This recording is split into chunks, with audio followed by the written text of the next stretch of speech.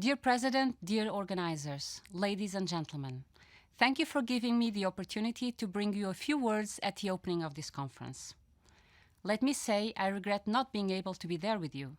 Nevertheless, I am delighted to see that this is a recurrent appointment, the 6th edition of a conference that represents a unique opportunity for reflection upon the strategic direction of Romania. It is sufficient to look at the vast program ahead of you to determine that. I want to praise the organizers.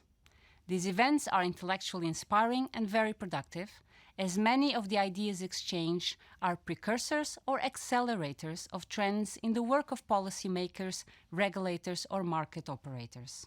They stimulate the public debate and root the design of public policies in accurate information and statistics. The title of this year's edition, Building the Post-Pandemic World, the Path to a More Sustainable, Safe and Resilient Society, is forward-looking and full of hope, and rightly so. Today, however, the path to a more sustainable, safe and resilient society passes through a high vaccination rate. Experience in other countries tells us that vaccination is essential for the recovery of the economy. Growth needs predictability. Widespread vaccination gives us exactly that. It helps to stabilize the situation. It significantly reduces hospitalization risks and the worst outcomes. It allows social and economic activities to resume to their fullest. For Romania, this remains an objective to reach. The pandemic is not yet under control, with vaccination rate just over 30%. The European joint approach to vaccine sourcing bore fruit, with the delivery of more than 700 million doses. It is now for Romania's authorities and citizens to pick that fruit and to start building the post-pandemic world. Cohesion policy will be there to nurture this process. In fact, I can proudly say that cohesion policy was there from the start of the crisis. Differently from the financial crisis of 2008, Europe acted rapidly. In April 2020, we launched the Coronavirus Response Investment Initiative, known by CRI. For Romania, it meant that 1.5 billion euros from different 2014-2020 funds became available to buy emergency healthcare, protective equipment for health workers, but also computers for students and schools, and to support small and medium enterprises and their workers. In December 2020, the adoption of the regulation of the REACT-EU regulation made it possible in Romania to add 1.3 billion euros to provide material support for disadvantaged groups, further support to healthcare and education systems, continued support to SMEs, and micro-enterprises in the sectors most affected by the crisis, and investments in the energy sectors and further reduction of greenhouse gas emissions.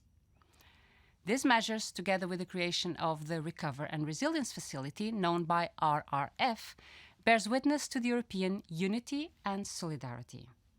And with the RRF, for the first time in the history of the European Union, we decided to finance the recovery through joint borrowing against the EU budget, and not individually by each member state. The Romanian Recovery and Resilience Plan amounts to 29.2 billion euros.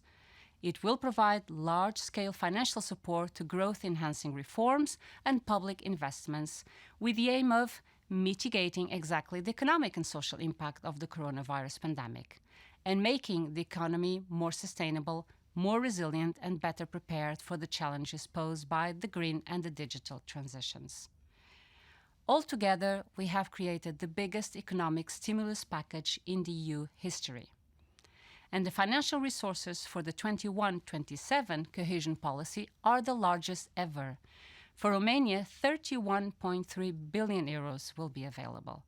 The dominant focus of both the RRF and cohesion policy will be investment in the green and digital revolution. And as we are preparing to launch the new programs for long-term recovery, we need to make sure that they also contribute to cohesion, to correct existing disparities and avoid the emergence of new ones. We should not content ourselves with economic recovery. We must seek a recovery that is just and that makes the best use of a once-in-a-generation opportunity for strategic change. My hope is that the panels of your conference will help defining the best path to change for Romania. And cohesion policy, which is the EU's main investment policy, will be a key instrument to make climate neutrality happen on the ground, for example.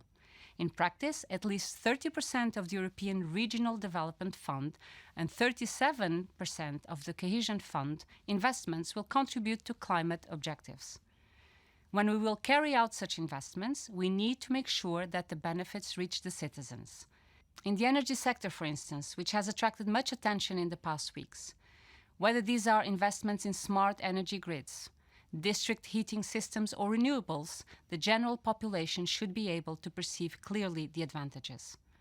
The case for energy efficiency and renovation of buildings is evident. This type of investment should be central for the recovery. They have a huge job-creating potential, and they incarnate the energy efficiency first principle, which is to prioritize reduction of energy consumption over the increase of energy production. We need to design them in ways that maximize the social impact. Public buildings such as schools, universities, and above all hospitals are often in great need of renovation. For the residential sector, these investments represent an unmissable opportunity to address energy poverty in the long term. We knew this from the start. The ongoing discussion on energy prices only reminds us of the importance and urgency of these interventions. Vast resources are available under the RRF and the cohesion policy. It is now fundamental to organize them and set the priorities right. Whenever possible, also using them to enable the mobilization of private capital.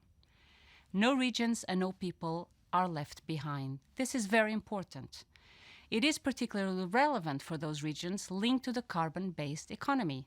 We have a special role in delivering climate neutrality, because we are in close partnership with regions and cities and we recognize specificities of those areas. And the Just Transition Mechanism was set up as a part of the European Green Deal to deliver on the ambition to leave no region behind.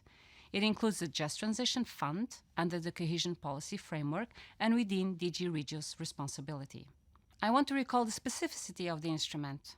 Romania's allocation of 2.1 billion euros must be directed precisely at the economic and employment challenges of the transition to a climate-neutral economy.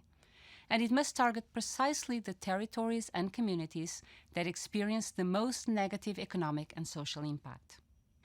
We want to ensure that despite the higher difficulty for them, we can help coal and carbon-intensive regions to decarbonize on the way towards a more sustainable future. It is a concentrated effort, limited in thematic and geographical scope. Every investment will have to be profiled primarily in terms of creating new job opportunities or preserving jobs, while ensuring environmental sustainability. We think of Just Transition Fund as a consequence-tailored approach to ensure that nobody, no region or area is left behind in this transition. I hope that by the end of the conference you will have more elements to answer questions such as what economic model is needed, how to face the challenges of the digital and green transitions, what are the decisive reforms that cannot be postponed, how to build a society and a country that are more socially and territorially cohesive. So I wish you a fruitful discussion, and I encourage you not to refrain from daring ideas. It is in the regions of Romania, amongst others, that we will measure the real extent of cohesion policy success. Thank you for your attention.